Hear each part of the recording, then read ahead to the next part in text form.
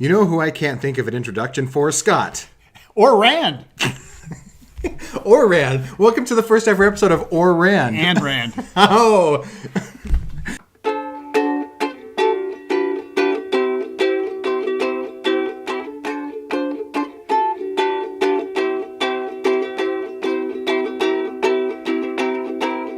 All right, Pick a conjunction you like and we'll go with it. Okay? This episode's good. I can already tell this episode's going to be so weird. Yeah, well, consider the sources here. I've chosen how we're going to end this thing. It's going to be the elephant in the room. In fact, we're bringing him into the room even as we speak. Cart him on in here. And what's going to happen is we're going to wrap this up when we finish this particular episode of And Rand, as we finally address the elephant in the room. That is correct. Indeed. Now, you came with a topic today. I did. One of the things that runs through my mind as I'm driving through miles and miles and miles of interstate is the billionaire who must have gotten the corner on those orange cones. You know the orange cones you see? They have to block off the right lane or the left lane of something, and you have to make sure you stay within it. You don't want to hit one of those cones with your car, because first of all, people laugh at you, and second, those cones are kind of heavy. They could probably do some serious damage. So I've always wondered, who has the market there? Where do they get those cones, and how much does a cone cost? Question one. I think they're at the Dollar Tree. I don't think they're cones like the kind we see. We're talking about industrial grade cones, like what you see on I-80, I-70, right. or I Don't Care. And the they're a good size. I mean, they're heavy. They're weighted at the bottom. They have to stand through wind and everything else, and big trucks running by. I once had a traffic safety instructor convince the class that they actually cemented those into the ground to convince us not to hit them, which I later found out isn't true. Right.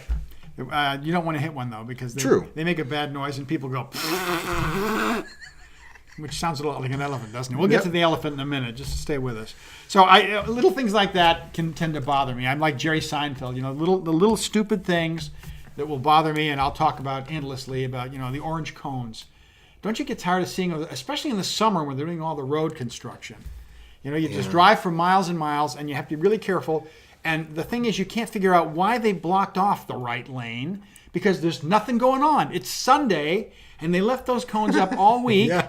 And, the road looks just fine, but you're sitting there a slave to the orange cones. My wife and I were about an hour and a half late to work one day because they had bottlenecked the freeway, 435, where it becomes east. Not that a lot of you would know what that is, but east, where it all became one lane from 3, and an hour and a half it took us to get like a mile.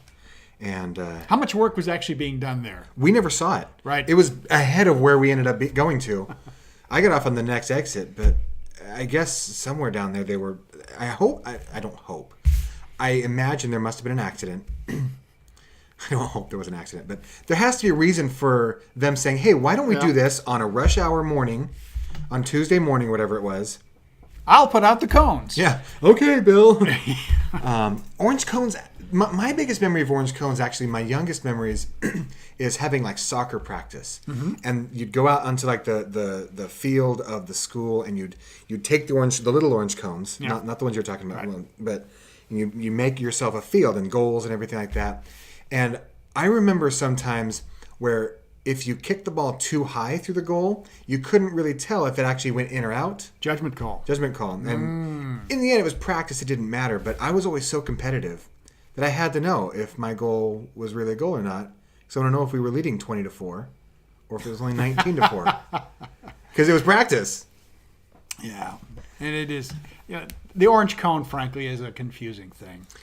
It can really change your life. It's bright. It's better than like a black cone. This is true. All right. I think now that we've dealt with something that bothers us, this orange cone, we really need to finally address the elephant in the room. Yes. Yeah. So what do you think the elephant's favorite activity to do when it's driving down the road is? I think an elephant could probably knock over a bunch of orange cones and laugh at it. Yep. Because, who's going to stop an elephant?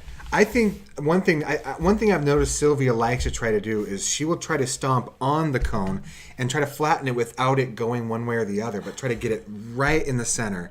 It takes very incredible coordination. But I imagine she can do it over and over again because an elephant never forgets. Once it learns how to do it. That's right.